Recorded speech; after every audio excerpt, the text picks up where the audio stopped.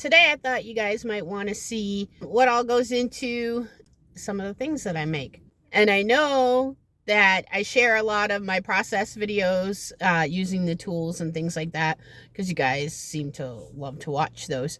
They're usually in shorts form because I'm a convert from Instagram. That's what I came up knowing with the videos and all that stuff. So I'm trying to get better at the long form stuff like this. So I thought, well, I would put together a bunch of the shorts that I have of the beat trios. It's one longer video for you guys to see, and I'll just probably narrate a little bit. It's not going to be a tutorial, so I'm really sorry for the people who live for watching tutorials about crafty things or whatever. That's not me. That's not what I do. I'm not a craft teacher. I don't want to be a craft teacher. Actually, I was a craft teacher at one time.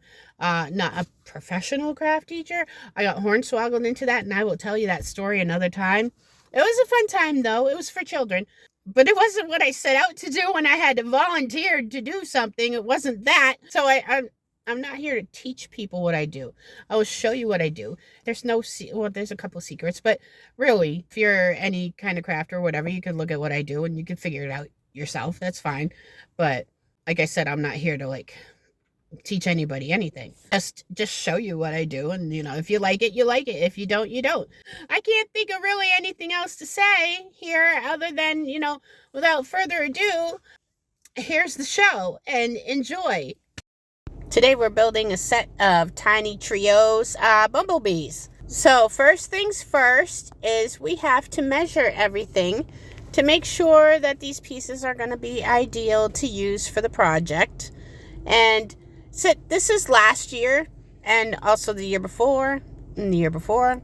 I think I started tiny trios in either late 2018 or maybe late 2019. One of those. I can't quite remember.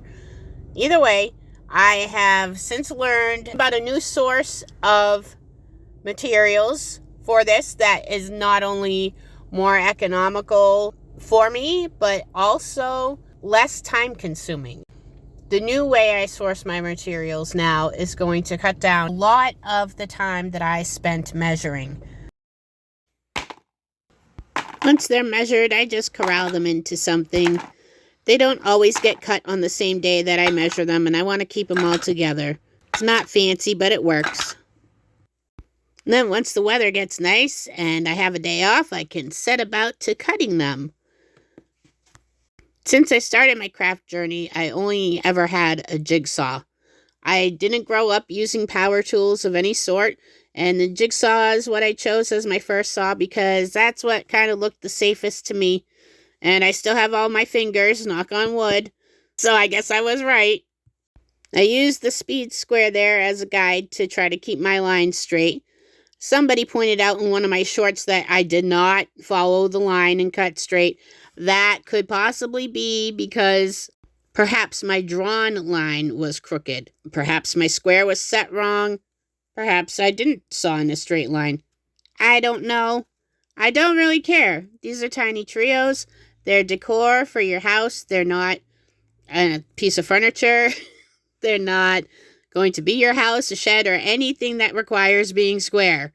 So it's not that big a deal if I go slightly crooked on this. Just so long as one side is straight so they can sit up straight when you put them on your table. Let's just watch one more cut.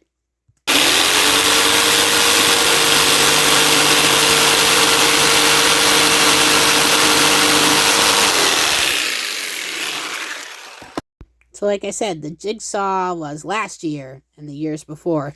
This year, I've acquired this little baby. This is a mini table saw. So you're not going to do any big, huge projects on it, but it's great for if your items are around 1.5 inches, I think. Yeah, I think 1.5 inches, maybe an inch. I'd have to look again. Either way, it does what I need it to, which is wonderful. I love this thing. It's way faster than the jigsaw method where you'd have to line up the lines, line up where the guide is, clamp it all down, do your cut for a few seconds, unclamp it, move the wood, clamp it down again, make sure it's going to work, things like that. It all takes time. And the cutting with the jigsaw is the shortest amount of time. Over here, this cuts a little slower than the jigsaw does, but with all the measuring and stuff, it ends up being faster. So next comes the sanding, and for some reason this is a really tight shot of my mouse sander and some sandpaper to go on it. Alright, now we're going to commence the sanding here. And sanding can be a really fun, relaxing process, as long as you're like by yourself with no barking dogs and things like that around you, you know, then you can just sand away and think of happy things. It's just pretty cool.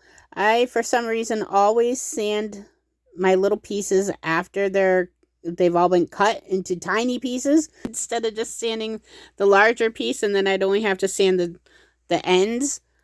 But yeah, I just like to punish myself and just sand the whole thing as a teeny tiny piece. I usually use 80 grit up to 120. You don't want to go any higher than that, really, because then your paint's not going to really stick to it or whatever. It's just overkill, at least for what I make.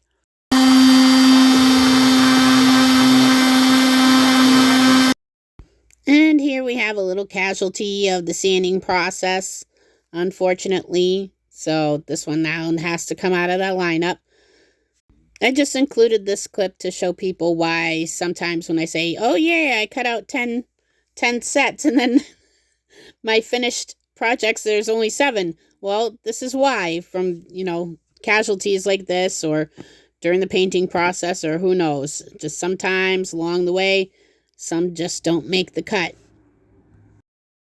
Well, if you've made it this far into the video, I might lose you here, because it seems that my audience does not like my painting videos. So there will be less and less of them this year, because I'm not going to bother filming something people don't want to watch. Anyway, this is the base coat going on them. Every set except for the pumpkins gets a base coat this year. That's a new thing this year, because the other years I thought, oh, I like seeing the wood through them. Well, last year I decided I don't like that so much on, like, bumblebees. So they're all going to get a base coat now. And I'll just cut this clip short because I know y'all don't like it. So once the bees are all painted up yellow and they've got their faces on, which their faces are also painted, it's time for them to earn their stripes. And I'm amazed I didn't screw up this part, like, majorly, because I do not have a steady hand. For somebody who loves to paint and create things, whatever, my hands are really not as steady as I would like them to be. But, you know, I did pretty good, I think. And they came out cute. And, hey, I sold out of all of the ones that I made last year, so I must have done something right.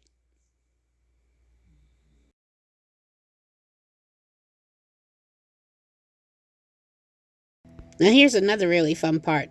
This is where I drill the holes for their antenna. And I'm just using my really cheap Harbor Freight rotary tool here.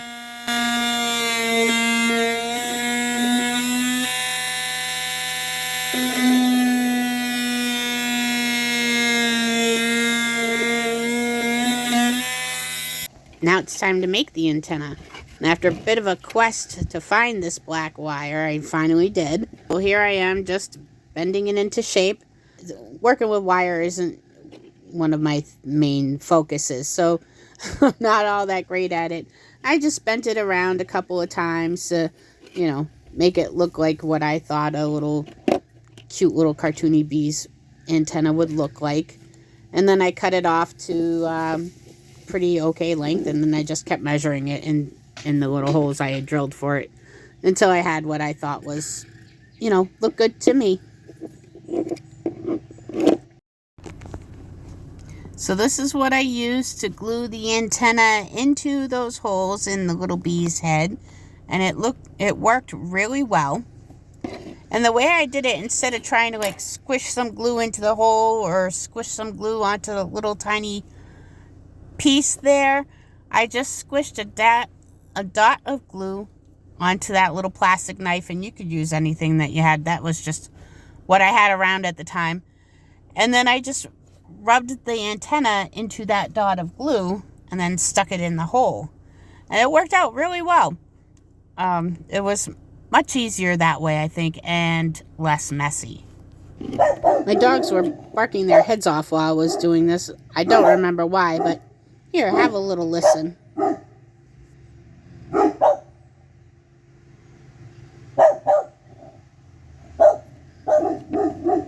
The glue I use takes 24 hours to set, and it hasn't been quite 24 hours, but we're going to test it out anyway. We're going to tempt fate. Yep, they're pretty good in there. And now I'm tugging, you know, with a bit of force, but I don't want to pull it out myself because then I would have to glue it again. So it's not indestructible. You will, if you wanted to like try with all your might, you will be able to pull these off. But that wouldn't be cool. Oh my god. Okay, that would not be nice because, you know, deliberately breaking somebody's stuff is not a cool thing. Even though I know my tiny trios look like they're made for kids. They're so fun and enticing for kids, but they're not for kids. They're for people who are young at heart still and like whimsical, cute things in their homes. So they're not indestructible and they're not kid indestructible. They will stay if, you know, you use them as intended, which is just to sit on a shelf or windowsill and make you smile when you walk by. So there you have it. The making of the Bee Trios video. I hope you enjoyed it. I'm not sure what took me longer, creating these little bees or creating this video for you. But if you enjoyed the video, please consider subscribing to my channel, and you will see more videos and more of my cute little creations.